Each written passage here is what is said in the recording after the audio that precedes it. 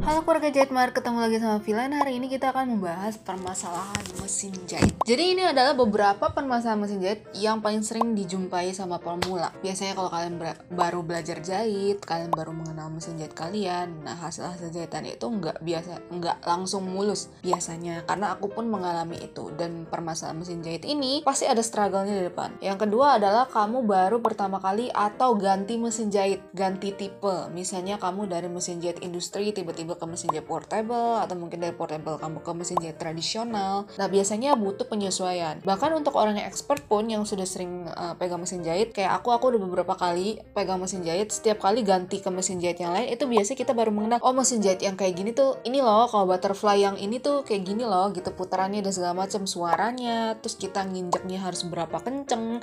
Nah itu pasti ada penyesuaian gitu ya. Terus yang selanjutnya adalah kalau kamu masih pemula, biasanya kamu kurang teliti. Makanya kenapa jahitan kamu bisa kurang rapi. Nah ini dia yang akan aku bahas, yaitu permasalahan-permasalahan hasil jahitan yang nggak bagus ini, gimana cara ngatasinnya. Stay tune! Biasanya kalau permasalahan mesin jahit itu paling sering adalah hasil jahitannya nggak bagus. Nah kalau hasil jahitan nggak bagus ini bisa dipengaruhi beberapa faktor. Dan yang paling utama adalah faktor mengenai tension atas dan juga tension bawah. Jadi tension atas itu yang dari jalur benang di sini yang muter-muter, terus habis itu masuk ke kepingan mesin jahit, terus turun ke bawah masuk ke dalam jarum mesin. Lalu kalau tension bawah itu yang asalnya dari gulungan sepul di dalam sekoci, atau mungkin di sekoci bawaan atau drop bobin atas. Kalau seandainya hasil jahitannya nggak bagus kayak gini, itu biasanya tekanan atau tension bagian atas itu longgar. Jadi kamu harus ganti posisi si itu dialnya itu ke yang nomor lebih besar. Oke.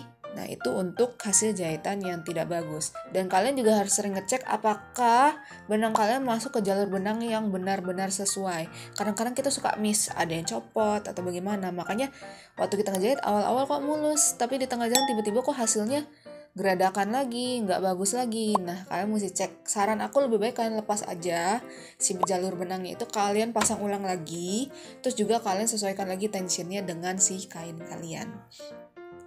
Terus yang kedua, hasil jahitan mengkerut kayak gini. Oke.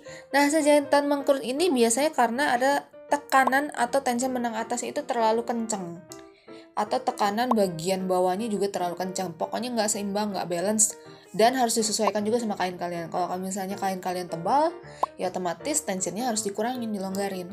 Kalau seandainya kain kalian agak tipis, ya kalian harus kencengin sedikit, tapi jangan sampai kencang banget. Oke. Nah ini untuk permasalahan yang mengkerut.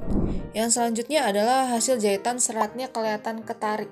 Jadi kalau kalian ngejahit kayak gini hasilnya, itu suka ada kayak serat-serat ke garis gitu di kain kalian. Oke. Permasalahannya adalah di jarum kalian yang tumpul. Jadi bisa jadi itu jarum kalian udah pakai berkali-kali, atau mungkin kalian sebelumnya jarum itu sudah dipakai ke bahannya agak kasar, lalu kalian berganti ke kain yang lebih mulus, yang lebih halus, itu pasti akan mempengaruhi seratnya. Jalannya gimana? Kalian ganti ke jarum yang baru, atau seandainya kalau kalian nggak punya jarum yang baru, kalian bisa asah pakai asahan gunting, itu juga bisa, atau kalian mau pakai bawahnya cangkir, itu juga ada triksnya. Jadi kalian tinggal cari aja gimana caranya supaya kalian bisa ngasah jarum kalian supaya tajam lagi gitu ya. Oke. Terus selanjutnya hasil jahitan bawah ngumpul.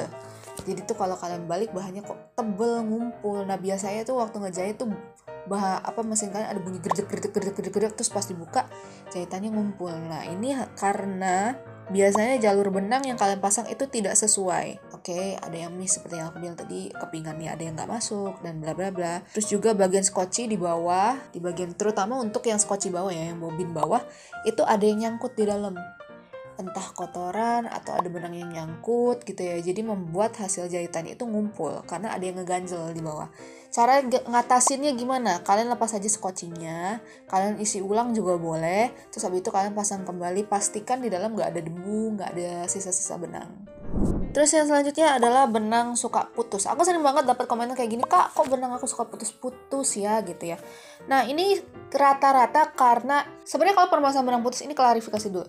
Kalau benang putus itu banyak banget faktornya. Bisa jadi karena jarumnya nggak sesuai dengan bahan, atau mungkin kalian jahitnya terlalu, posisi jarumnya itu kan bisa digeser-geser tuh, ada beberapa mesin yang bisa digeser. Bisa jadi posisi jarumnya nggak sesuai gitu ya, terus akhirnya patah atau putus benangnya, itu juga bisa. Cuman kalau permasalahan paling umum adalah di pemasangan jarum yang tidak sesuai dengan kain kalian. Jadi kalau seandainya ukuran jarumnya itu nggak sesuai, biasanya pasti benangnya itu akan putus-putus. Oke? Jadi kalau seandainya kain kalian tipis, kalian harus pakai ukuran jarum yang lebih kecil. Kalau seandainya misalnya bahan jeans, bahan-bahan wol, kalian harus pakai jarum yang ukurannya lebih besar.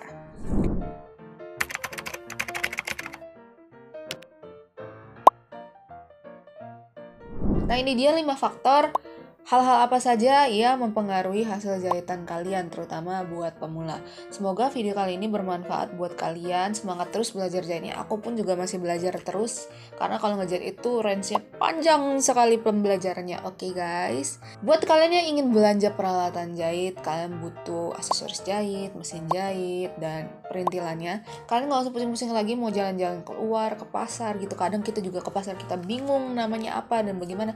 Kalian tinggal cek aja di marketplace kesayangan kalian.